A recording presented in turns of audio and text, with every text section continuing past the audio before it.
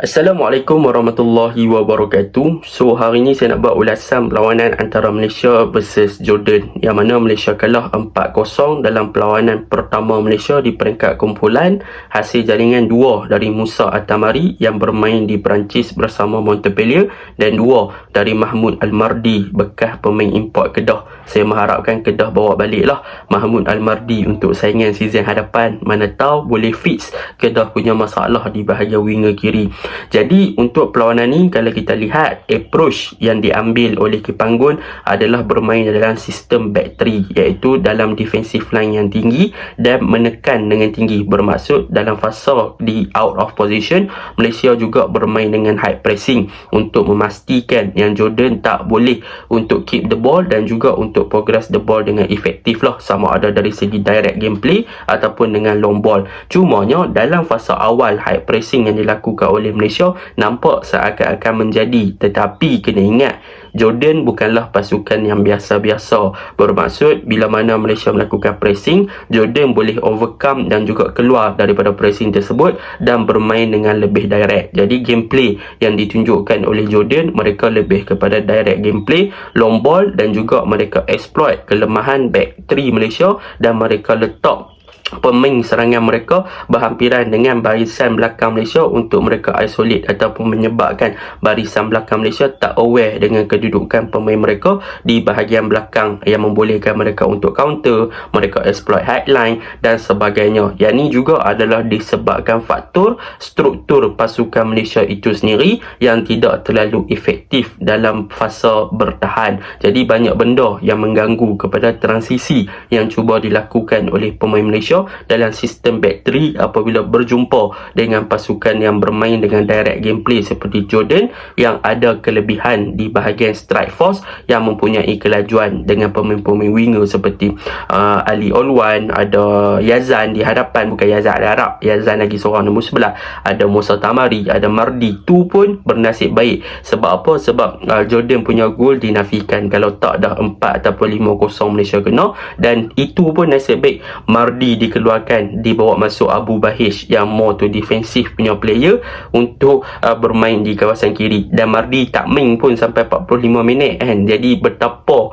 orang kata apa, betapa yakinnya yang Jordan boleh menang. Masuk second half, kita boleh nampak yang Jordan dah mula untuk slowkan tempo sebab dah leading 3-0 nak buat apa lagi. Yang ada pressure sekarang adalah Malaysia. Jadi Malaysia yang melakukan pertukaran dengan membawa masuk Syarul Saad ada efektif dekat situlah daripada segi struktur dalam pembentukan back 3 untuk lebih kepada kestabilan dan juga dalam fasa menyerang, even dalam fasa bertahan. Barulah kita nampak yang second half Malaysia berjaya untuk settle down. Kalau tak waktu first half memang Malaysia tak settle down sampai sudah lah kan. Masuk second half barulah kita nampak yang Malaysia boleh bermain seperti sedia kala. Tetapi dari segi idea ataupun kreativiti, Malaysia sebenarnya mempunyai masalah lah apabila bertemu dengan pasukan yang ada fizikal yang bagus di bahagian pertahanan seperti Jordan. Bahkan untuk perlawanan semalam, Jordan letak Yazan Al-Arab yang dah tak main 3 bulan, tetapi dia punya performance macam dia puyul loh kan, main gila-gila macam Van Dijk dekat Liverpool,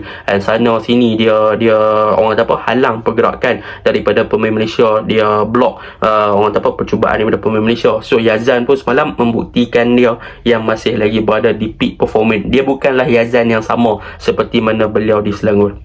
Jadi tanpa membuang masa, mari kita masuk ke dalam ulasan perlawanan. Kita cerita sikit demi sedikit apa yang cuba dilakukan oleh pasukan Malaysia dari segi struktur dan apakah kekurangan yang boleh diperbaiki untuk next game menentang Bahrain dan juga menentang Korea Selatan. Lawan Korea Selatan boleh minta tips dari Datuk Ong Kim Swee sebab biasa menang lawan dengan Korea. So mana tahu tips tersebut boleh bantu nantilah. Gurau je.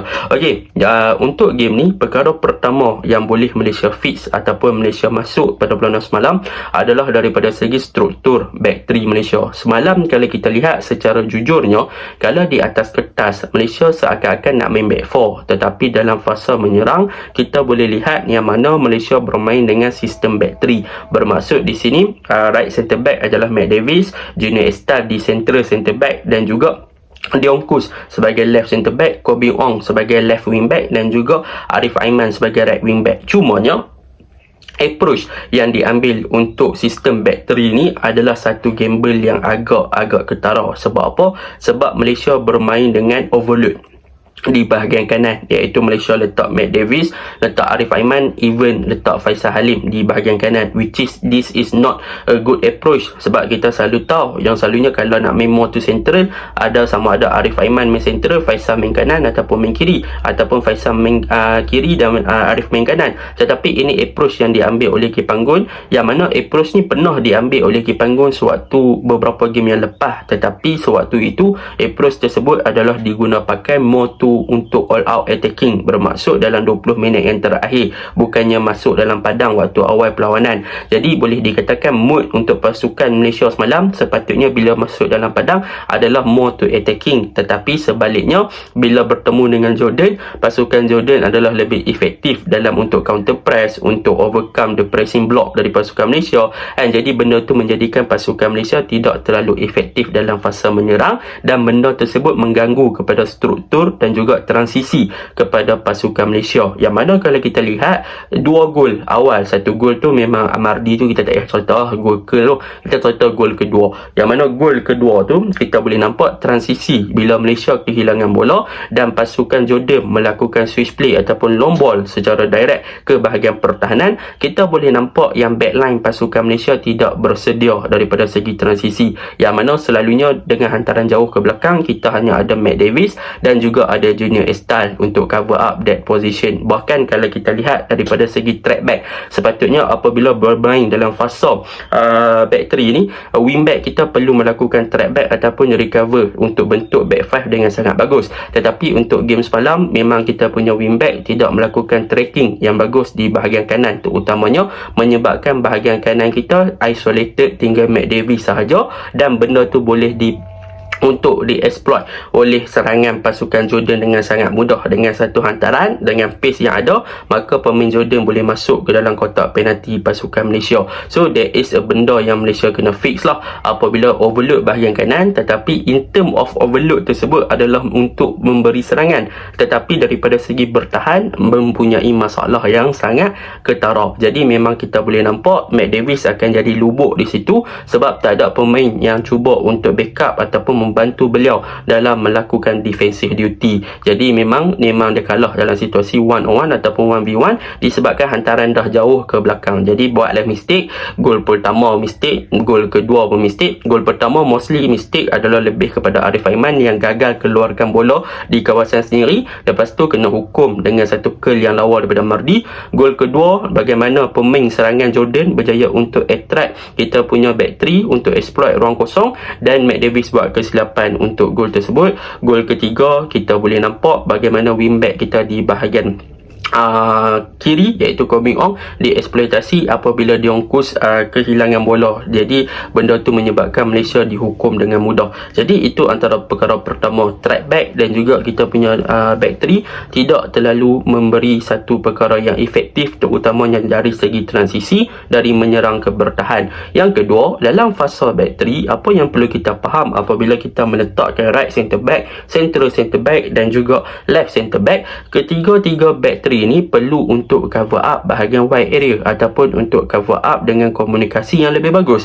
Bermaksud general di bahagian tengah untuk game ni ataupun di bahagian backline kita adalah Junior Estal. Bermaksud Junior Estal perlu untuk memberi arahan kepada Diongkus dan perlu untuk memberi arahan kepada Matt Davis untuk cover up bahagian wide area sewaktu kita push kita punya wing back untuk naik lebih tinggi. Sebab dalam fasa back 3 memang Kobing On dan juga dan Arif Aiman akan exploit dan push forward lebih tinggi, advance ke hadapan untuk menyerang. Tetapi apabila kita kehilangan bola di pihak lawan, maka kita punya counter attack di kawasan wide area kita terlalu kosong. Jadi benda tersebut yang perlu kita aware. Jadi dengan kehadiran back 3 di fasa first half tu, kita tak mampu nak buat sedemikian. Sebab apa? Sebab dalam fasa tersebut apa yang perlu kita faham, bila bermain dalam sistem backline back 3 dengan sangat tinggi dengan high pressing, maka the structure of the back 3 itself akan pecah. Bermaksud dia tak disorganized, dia disjointed. Maka dekat situ kita akan nampak yang sebenarnya daripada segi average position Dion Kus akan naik lebih tinggi, ataupun Dion Kus dan juga Junior Estal sahaja yang berada di bahagian back 2, dan Matt Davis akan more tu di bahagian kanan di wide area. Jadi benda tu memang senang kena exploit. Dan untuk game ni juga, kalau kita lihat penggunaan daripada Matt Davis untuk join the attack dalam memberi bantuan kepada Arif dan juga Faisal, memberikan sedikit ruang kepada Jordan untuk exploit ruang tersebut. Dan Dion Kus untuk game ni juga, dia bermain dengan sangat-sangat ketara. Apabila, saya tak kata dia tak bermain dengan bagus, dia bermain dengan bagus, one of the best player dalam padang. Tetapi bila dia join the attack, bermaksud bila dia bawa bola naik lebih tinggi, dia kehilangan bola di bahagian belakang, tak ada orang cover tempat dia, hanya tinggal Dion dan juga hanya tinggal Junior dan juga Matt, menyebabkan senang kena counter. Contohnya macam gol daripada gol yang ketiga, gol daripada Mardi nombor 2 tu, bagaimana Dion kehilangan bola, kena counter macam tu. So the proper daripada back 3 itu sendiri dengan highline tidak terlalu teratur, dan wingback kita pun tak melakukan transisi yang bagus. Itu yang pertama. Yang kedua, perkara yang paling ketara juga adalah di bahagian tengah. Even saya boleh puji Stuart Wilkin untuk game ni, dia bermain dengan sangat baik. Saya boleh puji dia move forward, move the ball into the forward dan sebagainya. Dia yang cuba untuk melakukan transisi, dia melakukan satu percubaan dan sebagainya. Tetapi daripada segi kita punya second line di bahagian tengah, kita sebenarnya agak kurang daripada shifting ataupun berubah daripada segi transisi untuk backup kita punya protect ataupun untuk protect kita punya backline. Jadi Matt Davis Afiq dan juga Stuart Wilkin, mereka berdua seakan-akan lambat untuk backup kita punya back five di belakang, yang memberikan ruang lebih kepada pasukan Jordan untuk exploit ruang-ruang kosong, terutamanya di bahagian wide area dengan sangat bagus. So benda tu juga mengganggu kepada sistem untuk kita melakukan ball progression. Kita nak circulate ball, kita nak transisi di kawasan central ataupun half space, akan menjadi masalah. So Afiq dan juga Stuart Wilkin memang tak boleh nak buat apa-apa, sebab mereka tak ada seorang player yang cover up di kawasan tersebut. Mereka hanya bermain dalam sistem dua midfield. So benda tu memang nampak ketara lah, yang mana Junior Estal kalau waktu Jordan dapat goal kick, dia lebih kepada untuk challenge the first ball, and so dia banyak menang air duel ataupun challenge the first ball, dan bola dapat sama dekat Afiq dan Stuart dan Afiq cuba untuk melakukan ball progression, tetapi the system itself dia mengganggu kepada rentak ataupun struktur yang cuba dibina oleh pasukan Malaysia. Sebab apa? Sebab benda ni juga dia involve dengan kita punya strike force ataupun attacking ataupun kita punya forward. Front three kita adalah Faisal Halim di kanan, di tengah dia Relok dan juga Romeo Morales di bahagian kiri. Jadi apa yang front three kita buat adalah, yang pertama, Faisal Halim game ni dia tak hidup, memang tak ada dalam game. Seriously, saya terpaksa cakap. So dia tak bagi import yang positif, dia tak ada something yang dia macam selalu tunjuk, so hilang daripada radar. Dia Relok, dia adalah lebih kepada target man. Dia apabila dia lebih kepada target man, dia gap between the midfield and attacking akan jauh. So dia nak connect between ataupun nak cuba link up antara midfield Afiq dan juga Stuart, dia tak boleh. Sebab apa? Sebab Afiq dengan Stuart, one of them and salah seorang daripada mereka yang akan naik untuk join kepada the Relok. Sebab kalau dua-dua naik, dia akan tinggalkan lagi banyak ruang kosong di bahagian belakang dan tak ada orang nak protect. So Afiq dan juga Stuart pun dalam this system agak sukar untuk tentukan, aku nak naik ke siapa yang naik. Kalau aku naik tak ada orang, dia jadi macam tu. Dia tak ada seorang yang boleh protect mereka punya middle third, di kawasan tengah, untuk bagi protection kat back four, because the system itself dah bercelaru dekat situ. So dengan kehadiran Romeo Morales di bahagian kiri juga tak memberi import yang positif untuk bantu Koh Beng Ong buat overlap, yang mana Koh Beng Ong bila dapat bola, dia juga agak isolated. Dia tak dapat support daripada kawasan tengah, dia tak dapat support daripada Romel, yang menyebabkan dia tak boleh nak create combination play dekat situ. Begitu juga dengan Arif Aiman dan juga Faisal di kanan,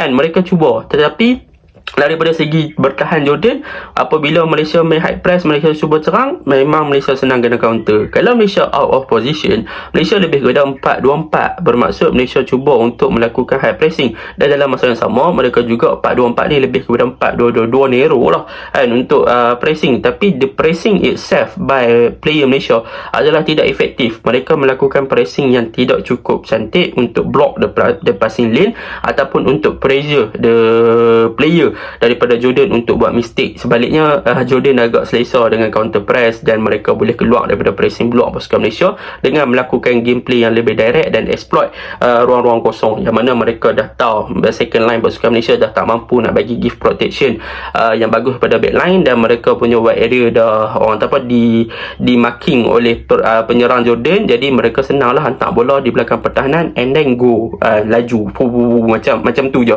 So dengan pemilihan Junior A-Star sebagai CCB sebenarnya boleh juga dipertikaikan, sebab dia sepatutnya jadi general dan dia punya pace sepatutnya membantu, sebab dia the last one yang perlu backup. Sebab dia cover up more central, tapi daripada segi pace dan juga fizikal dia senang kena beat dan sebagainya lah. Contoh gol yang keempat daripada Musa Tamari tu memang super lah kan. So benda tu memang kita nampak disorganization lah, daripada tidak tersusun daripada struktur pasukan Malaysia, terutamanya di bahagian backline, yang menyebabkan Malaysia tak mampu nak buat something. Frontline Malaysia pun boleh dikatakan beraksi di bawah below par, dan untuk game ni Shihan Azmi pun boleh dikatakan 2 gol dia lemah. 1 gol Mardi, 1 gol Tamari. So he need to communicate with the defense lebih baik lah kan. Tapi adalah a few chances daripada Jordan berjaya diselamatkan oleh beliau. That is a good thing. Tapi daripada segi kena hantaran-hantaran jauh, kena lock tu memang menyebabkan dia lemah lah. Cumanya masuk second half. Okay, kita cerita second half. So the positive thing bila masuk second half, kecelaruan Malaysia waktu first half tadi, dia berjaya diubah dengan satu perubahan, iaitu tukar Darren Lock, move Romel Morales to the center, dan juga bawa masuk Syarul Saad untuk bermain sebagai right centre back, dan dia push balik orang kata apa, right wing back Matt Davis, dan di left wing back adalah Kobe Ong, dan di kiri Faisal Salim, di kanan Arif Aiman. Which is waktu ni lah baru gear Malaysia ataupun pemain Malaysia baru nak settle down, dan the flexibility dalam sistem back 3 dan transisi more to secure, sebab Matt Davis dia boleh turun naik, Kobe Ong boleh turun naik, dan Afiq dan juga Scott Wilkin baru boleh untuk bagi protection yang lebih baik apabila ada Syarul Saad, dan Hokus boleh naik lebih tinggi dan sebagainya. Cumanya daripada segi effectiveness, apabila Romel pun, bila dia tukar daripada kiri ke tengah, Romel pun tak boleh nak bagi something, dan Faisal Halim pun masih lagi belum boleh step up the game. Dan waktu Arif Aiman baru nak step up, baru nak change gear, nak ni, tiba-tiba Arif Aiman dia keluar. So that is one thing yang saya fikir, kenapa Arif Aiman dikeluarkan? Mungkin tactical change ataupun approach yang berbeza. Bawa masuk Sumareh, bawa masuk Joshua, bawa masuk Safawi, which is bagi saya bawa masuk Ahyar, bawa masuk Safawi and Joshua, memberi satu import yang lebih positif. Ahyar banyak buat larian-larian yang Faisal tak buat waktu first half. Joshua lebih untuk memenangi bola dan juga hold up play, dan Safawi lebih berani buat percubaan dari luar kotak penalti, yang mana kita tak ada selain pada Scott Wilkin punya percubaan waktu first half tu. So benda tu memang nampak kita nampak lebih bagus. Cumanya daripada segi idea and the creativity, bila Romel ada dalam padang, kita still lagi nak main hantaran cross ataupun hantaran-hantaran tinggi lah, nak main hantaran-hantaran tinggi versus dengan pasukan yang ada physically yang bagus, tinggi juga. Memang sukar, memang kita tak ada variation kan. Jadi off the ball movement pun kurang, tak banyak bergerak untuk memecah belahkan pertahanan, tak banyak movement dalam padang. With the ball movement pun kurang, off the ball movement pun kurang, menyebabkan Malaysia agak game ni memang saya nampak lah the identity ataupun the struktur benda tu sendiri yang menjadi masalah, yang mana daripada backline bermasalah, dia effect pada midfield pun bermasalah di second line in term of transisi, nak shifting, nak protect backline. Attacking wise memang nampak dua kanan dan kiri tak hidup, tengah tak boleh berfungsi dengan baik. So benda tu hilang lah. Bila keluar Arif Aiman, kita ada Safawi is a good player. Ahyar mampu bergerak dengan lebih baik, Joshua untuk hold up, tapi sayang tak ada Arif Aiman, the creator ataupun pencipta playmaker untuk Malaysia, menyebabkan Malaysia punya gerakan lebih kepada terhad, dan Sumareh pun tak ada apa-apa sangat lah semalam. Jadi untuk game pertama ni saya boleh katakan reality check untuk Malaysia, dan saya mengharapkan yang sepatutnya Malaysia bermain untuk bertahan dan long ball, bukannya Jordan tapi Jordan yang main benda tu. Jadi kita menempuh jalan yang sukar untuk menentang Korea Selatan dan juga Bahrain dululah baru Korea Selatan, dan saya mengharapkan yang pemain-pemain boleh bangkit balik. Saya percaya yang kita masih lagi ada peluang untuk layak lepas group stage. Jadikan ini pengajaran. Kipanggun, jangan buat risiko nak gamble pemain, nak bawa masuk Roman lagi ke dan sebagainya. Jadikan ini pengajaran, ni bukannya pentas friendly, nak cuba-cuba lagi tak perlu. Ini adalah benda yang kita kena all out. Dan itu je lah. Assalamualaikum.